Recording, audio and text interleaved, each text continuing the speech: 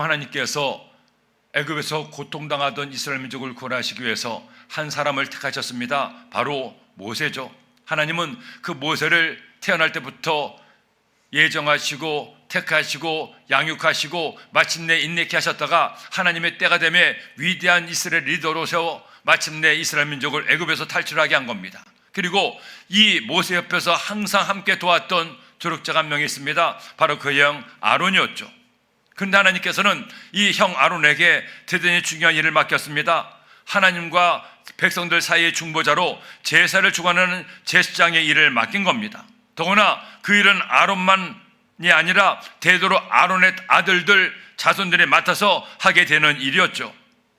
그런데 여러분, 오늘의 말씀은 우리에게 중요하고도 엄숙한 한 가지 진리를 알려주고 있습니다. 하나님께서 아론에게 또 그의 후손에게 제사장의 자리를 준 것은 그에게 영광만이 아니라는 겁니다. 그 자리는 하나님께 택함받은 영광의 자리이기도 했지만 무서운 책임이 따르는 자리이기도 했다는 거죠. 하나님은 그들에게 제사장이 되게 했는데 제사장으로서 반드시 지켜야 될 법을 함께 가르쳐 주었습니다. 그런데 문제가 생겼습니다. 제사장으로서 모든 것을 하나님의 뜻에 따라 해야 될 제사장이었는데 그 아론의 아들들인 나답과 아비후 제사장이 향을 피우는데 하나님 명령 따라 향을 피우는 것이 아니라 자신들이 가져온 다른 불로 향을 피우게 되었던 겁니다. 결국 어떻게 되었습니까? 제사장이었지만 아론의 아들이었지만 하나님은 하나님 명령을 어기 그들을 하나님의 불로 태워 죽게 했던 거예요. 여러분, 이 말씀은 오늘날 은혜 시대를 사는 우리에게 몇 가지 중요한 영적 교훈을 알려주고 있습니다. 비록 우리는 하나님께 향을 피우거나 제사를 드리지 않죠. 예수님의 보혈피로 나의 모든 죄가 사함받았기에 내가 또 죄를 범했다고 해서 그 죄 때문에 심판을 받지는 않습니다. 하지만 지금도 우리는 하나님을 예배하며 하나님을 믿으며 기도의 향을 피우고 하나님께 우리의 마음을 산제물로 드리고 있는 거예요. 그리고 지금도 하나님은 우리 가운데 계셔서 우리의 모든 것을 다 아시고 보시고 있기 때문입니다. 그렇다면 여러분, 그 당시의 제사장은 오늘날의 누구입니까? 목사가 제사장입니까? 전사님이 제사장입니까? 장로님이 제사장입니까? 아닙니다. 누가 오늘날의 제사장입니까? 모든 성도가 하나님께 택함받은 하나님을 예배할 수 있는 제사장의 식물을 가지게 되었다는 겁니다. 즉 저와 여러분 모두가 하나님의 자녀로서 거룩한 하나님의 제사장이 되었던 거예요. 그러게 구약시대에는 아론과 그의 아들들만 하나님께 제사 드리고 예배할 수 있었습니다. 하지만 오늘날은 모든 성도가 직접 하나님을 만나고 하나님을 예배할 수 있는 거룩한 영적인 제사장이 되었던 겁니다. 그러므로 우리가 영적 제사장 되어 하나님을 믿고 섬기는 데서 우리도 나답과 아비후처럼 다른 불로 향을 피워서는 안 됩니다. 하나님께서 원하시는 뜻대로 하나님 앞에 예배를 드리며 하나님을 믿어야 됩니다. 그렇게 하나님의 명령 따라 살아감으로 하나님께 칭찬받고 복받고 승리하는 여러분 되기를 예수님의 이름으로 축원합니다. 그렇다면 나답과 아비가 드렸던 다른 불은 어떤 불입니까? 그들을 통해서 우리가 무엇을 깨달아야 되겠습니까? 그 불의 의미가 무엇일까요? 첫째로 그들이 드렸던 다른 불은 의심의 불이었습니다. 여러분, 세상에는 많은 종교가 있습니다. 불교도 있고 힌두교도 있고 이슬람교도 있고 여러 가지 많은 무속신앙들도 있죠. 그리고 그들이 믿는 신들이 얼마나 많은지 모릅니다. 헌데 그 모든 종교가 우리가 믿는 기독교 신앙과 다른 차이가 뭔지 아십니까? 세상에 이런 많은 종교를 연구한 학자들은 종교의 구원관에 따라서 두 가지로 나눕니다. 즉 자력 종교와 타력 종교입니다. 자, 이 말은 무슨 말이냐? 자력 종교란 인간 자신의 힘으로 구원에 이를 수 있다는 종교죠. 사람이 돌을 닦고 사람이 착하게 살아서 신이 되고 구원을 받을 수 있다는 것을 믿는 종교가 자력 종교입니다. 사실은 세상의 대부분의 종교는 바로 이런 자력 종교라는 거죠. 그러니 이런 자력 종교를 믿는 사람들은 열심히 돌을 닦아야 됩니다. 선하고 착한 일을 열심히 해야 됩니다. 애쓰고 노력을 해야 됩니다. 그런데 우리가 믿는 기독교 신앙만큼은 그 종교들과 다른 공간을 가지고 있습니다. 여러분, 우리 기독교 신앙은 타력 종교입니다. 즉 내 힘과 내 능력으로 구원받는 것이 아니라 예수님의 피와 생명으로 구원을 받는다는 거예요. 사람이 아무리 노력하고 돌을 닦아도 사람은 근본적으로 죄인이기에 스스로의 힘으로 결코 구원받을 수가 없는 것입니다. 그러기에 하나님의 아들 예수님이 세상에 오셔서 나 대신 죽으심으로 예수님의 보혈의 능력으로 나를 구원해 주셨다는 거죠. 그러니 우리가 어떻게 구원을 받습니까? 내가 구원받을 수 있는 유일한 조건은 오직 하나, 예수님을 나의 구주로 믿으면 구원을 받습니다. 나의 노력이 아닙니다. 나의 착한 행동이 아닙니다. 오직 예수님을 믿으면 구원을 받습니다. 그러므로 성경은 처음부터 끝까지 우리에게 이것 하나를 가르치고 전하고 있어요. 하나님을 믿으라는 것입니다. 예수님을 믿으라는 겁니다. 하나님 말씀을 믿고 그렇게 살라는 거죠. 하나님께서 우리에게 원하는 한 가지 구원의 조건은 바로 믿음입니다. 그러기에 로마서 10장 10절을 말씀하죠. 사람이 마음으로 믿어 의에 이르고 입으로 신하여 구원에 이르느니라. 왜 나답과 아비후가 죽음을 당했습니까? 하나님의 말씀을 믿지 않았기 때문입니다. 다른 불로 분향하면 죽을 것이라는 하나님의 말씀을 의심했기 때문입니다. 그들이 향을 피웠던 다른 불은 바로 의심의 불이었습니다. 오늘 말씀 1절 보니 아론의 아들 나답과 아비후가 각기 향로를 가져다가 야훼께서 명령하시지 아니하신 다른 불을 담아 야훼 앞에 분향하였더니. 그러므로 여러분, 우리가 예수님 믿으면서 잊지 말아야 될 것이 있습니다. 말 그대로 우리는 예수님을 믿어야 됩니다. 하나님이 나의 아버지가 되시고 예수님이 나의 구주가 되심을 믿어야 됩니다. 보혜사 성령님이 나를 도우시는 하나님이심을 믿는 겁니다. 믿음으로 구원받습니다. 믿음으로 사랑도 받습니다. 믿음으로 하나님의 자녀가 되고 믿음으로 우리는 하나님의 손을 잡을 수가 있어요. 삶이 아무리 고달프고 애달프고 힘들고 고통스러워도 내가 주님의 손만 놓지 않으면, 주님만 꼭 믿고 있으면 그 믿음으로 내 삶의 고난은 사라지고 주님의 은총의 태양이 떠오르게 되는 겁니다. 그러니 오늘 이 밤에 주께 나와 하나님을 예배하는 여러분, 어떤 문제가 있습니까? 어떤 고난이 있습니까? 무엇이 나를 힘들게 합니까? 아무리 내 삶이 힘들어도 주님을 믿고 의지하는, 그래서 믿음으로 승리하는 여러분 되기를 예수님의 이름으로 축원합니다. 절대 주님을 의심하지 마세요. 약속의 말씀을 믿으세요. 우리 주님을 믿으세요. 믿으면 반드시 기적은 일어납니다. 프랑스에 한 화학자가 있었습니다. 그는 특별히 병을 예방하는 방법에 대해 많은 연구를 했는데 너무 연구에 몰두하고 힘들게 일한 끝에 그만 뇌출혈로 쓰러지고 말았습니다.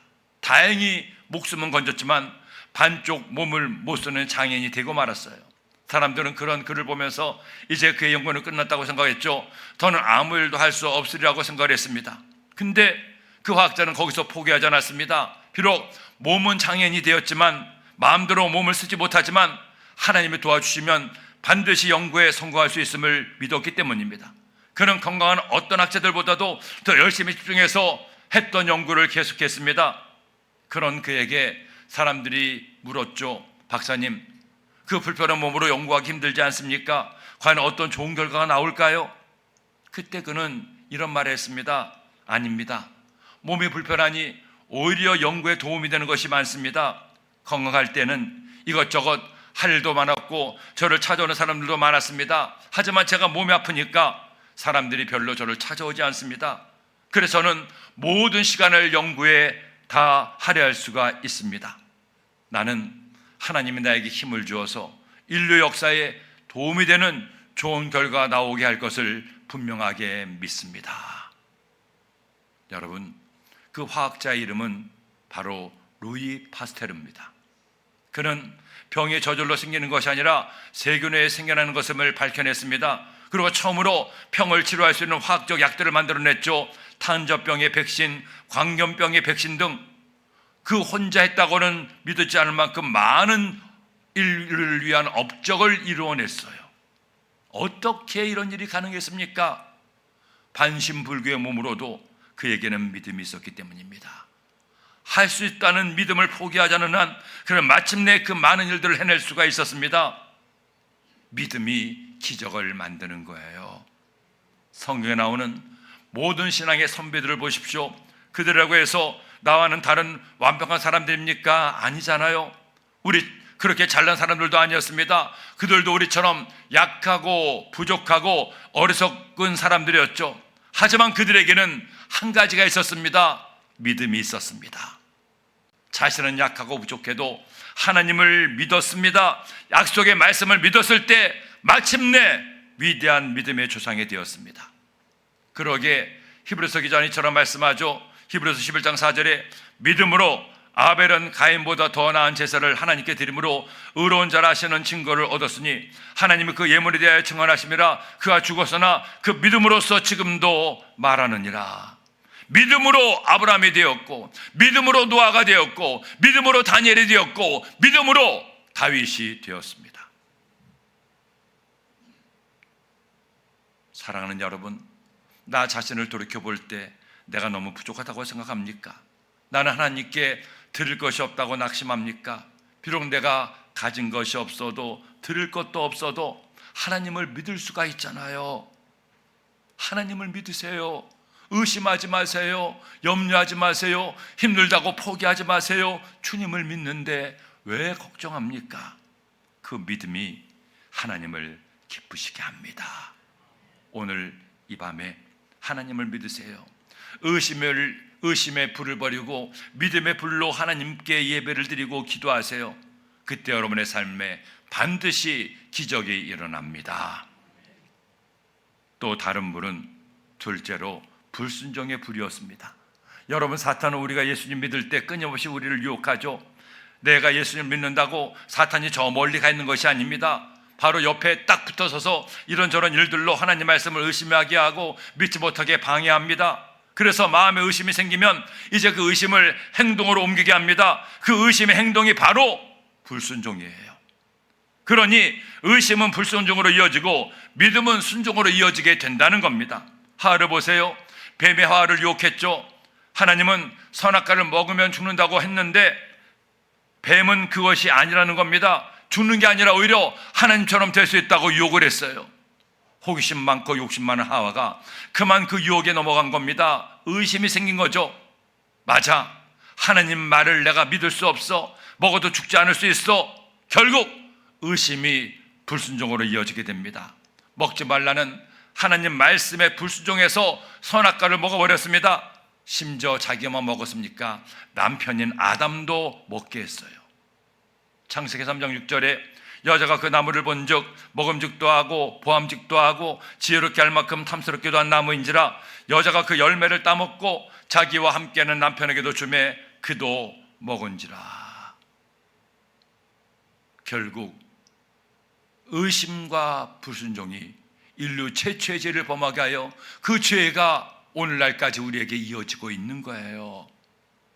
나답과 아비후도 마찬가지였습니다. 하나님이 명하신 불로 향을 피워야 됐습니다. 하지만 그들은 하나님의 말씀을 우습게 여겼죠. 뭐 죽기까지 하겠느냐고 생각한 겁니다. 하나님의 말씀을 의심한 겁니다. 그리고 그 의심의 결과로 불순종의 불을 피운 거죠.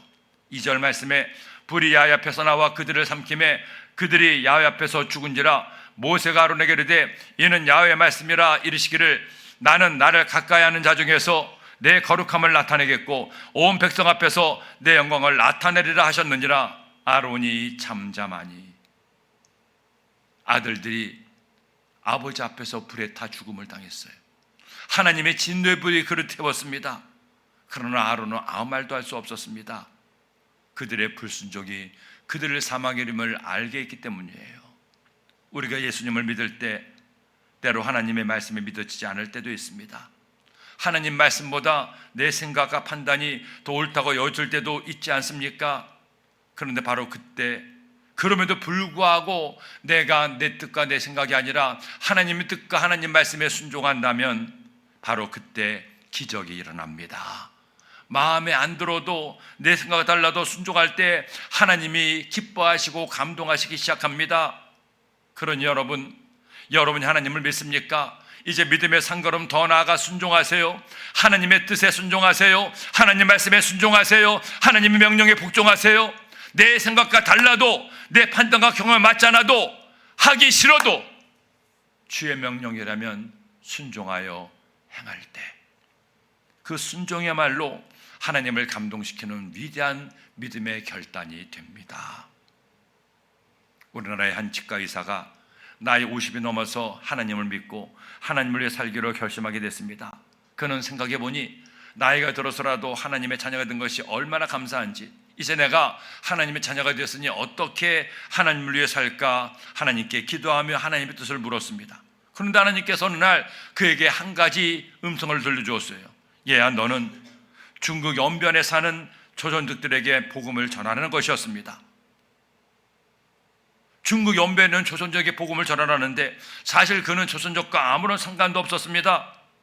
그런데 그 말씀을 듣고 나니 그때부터 하나님께서 마음에 손을 주자 연변에서 온 동포들을 보면 마치 고향 사람들을 보는 것 같고 하루빨리 곳에 가서 그들을 섬겨주는 마음이 드는 거예요. 하지만 그 얘기를 주변 사람들이 하니까 아무도 그 얘기에 동의하지 않습니다. 가족들도 친구들도 마찬가지였죠. 자네 나이가 몇인데 지금 다른 일을 하려고 해? 이 안정된 직장을 그만두고 병원을 그만두고 무슨 연변을 간다고 해? 하고 하나같이 말리는 겁니다. 말이 그렇죠. 그 나이에 병원과 모든 것을 포기하는 것은 결코 쉬운 일이 아니었습니다. 하지만 그는 자신에게 손해를 감수하고라도 하나님 말씀에 순종하려 결심했습니다. 재산을 하나하나 정리했습니다. 나중에 은퇴하면 살려고 지난 10년 동안 그렇게 정성 들여 가꾼 산도 별장도 팔았습니다. 자녀 교육에 대한 꿈도 포기하고 여러 가지 미래 계획도 다 포기했습니다. 주위 사람들은 도무지 이해할 수가 없었죠. 예수님을 믿어도 꼭 그런 식으로 믿어야 되느냐고 물었어요. 하지만 그에게는 중국의 연변에 조선족에 관한 생각만 가득했습니다. 왜? 그것이 하나님께서 그에게 주신 사명임을 그는 깨달았기 때문이죠. 그는 이렇게 말했습니다. 이제까지는 오직 나를 위해서 이만큼 살아왔으니 후회가 없습니다. 이제 주님의 뜻대로 나의 남은 생애를 바치게 돼서 얼마나 기쁜지 모르겠습니다. 힘들고 어렵지만 주님의 명령에 순종하는 것이 너무나 당연한 것이기 때문입니다. 그렇게 1년 동안 그는 때를 기다리고 철저하게 순종하는 삶을 배웠습니다. 그리고 때가 되어 가족들과 함께 고향을 떠나 중국에 들어갔어요. 아무도 그를 알아주지 않았습니다. 잘한다고 격려해 주신 것도 아니죠. 하지만 모든 가족이 하나님의 말씀에 따라 서류 없이 빚도 없이 순종의 삶을 살았습니다. 저는 그분의 간증을 보면서 마음에 큰 감동을 받았습니다. 하나님의 명령이라고 해서 모든 것을 다 내려놓고 포기할 수 있을까? 심지어 가족들과 함께 가서 그들의 삶을 하나님께 드릴 수 있을까?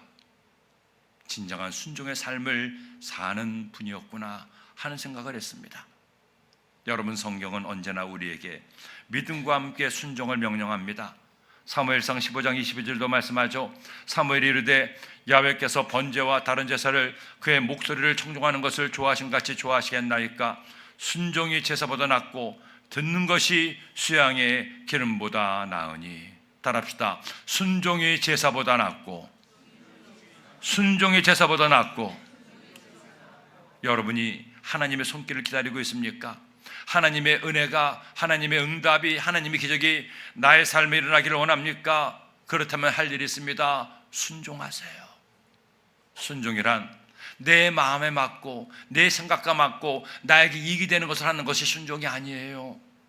순종은 나의 생각과 다르고 내 뜻과 다르고 나에게 이익이 아니라 손해가 되고 나를 힘들게 하고 남을 넘어뜨리게 해도 주의 뜻이니 행하는 것이 순종입니다.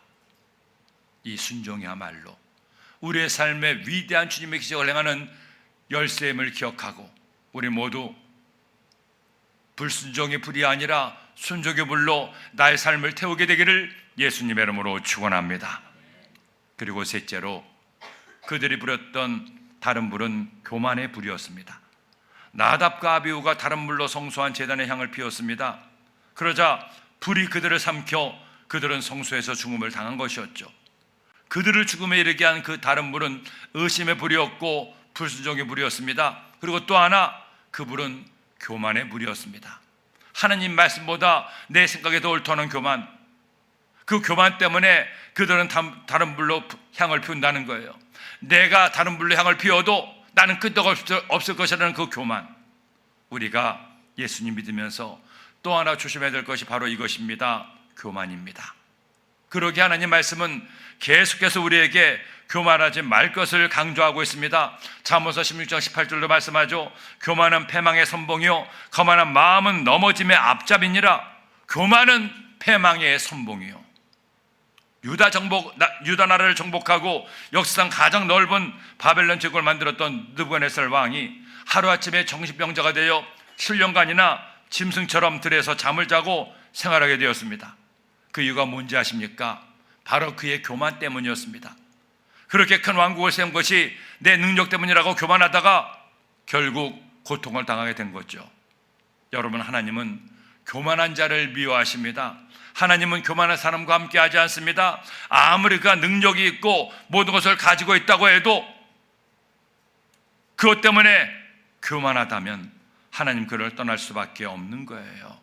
결국 교만했던 그들을 심판하시면서 이처럼 말씀하시죠. 6절 말씀에 모세가 아론과 그의 아들 엘리야살과 이다멜에게 이르되 너희는 머리를 풀거나 옷을 찢지 말라. 그래야 너희가 죽음을 면하고 야훼의 진노가 온 회족에게 미침을 면하게 하라. 오직 너희 형제 이스라엘 온 족속은 야훼께서 치신 불로 말미암아 슬퍼할 것이니라. 모든 백성들이 하나님께 불순종했던 그들이 죽음을 당한 것을 깨닫고 겸손하게 하나님께 무릎 꿇기를 원했던 거예요. 사랑하는 여러분, 그러므로 하나님과 사람 앞에서 교만하지 말고 겸손하세요. 나 아니면 안 된다, 내 말만이 진리다, 내 생각대로 하지 않으면 다 문제다, 이런 생각을 버리세요. 이런 교만한 생각으로 살고 행동하는 사람은 절대로 다른 사람의 인정을 받을 수가 없고 하나님이 기뻐하지 않습니다. 사람들은 그런 교만한 사람에서 떠납니다. 하나님도 떠나시게 된다는 거죠. 그러나 겸손하면 남을 나보다 더 낮게 생각하고 나를 낮추고 그를 높여주면 그도 나를 높여줍니다. 그가 나를 존귀하게 생각합니다. 겸손이야말로 하나님과 사람에게 칭찬받는 가장 아름다운 삶의 방식 중에 하나입니다. 그렇게 서로가 서로를 귀하게 여기고 존중하고 대접하고 세워줄 때 바로 그것이 하나님 나라가 되고 그것이 천국이 되는 겁니다. 제가 고등학교 다닐 때 즐겨 듣던 레코드가 있는데 그 레코드에 수록된 노래는 마리아 앤더슨이라는 흑인 오페라 가수가 부른 노래였습니다. 그는 흑인으로서 최초로 미국 뉴욕의 메트로폴리탄 오페라 극장에서 공연한 가수이기도 하죠.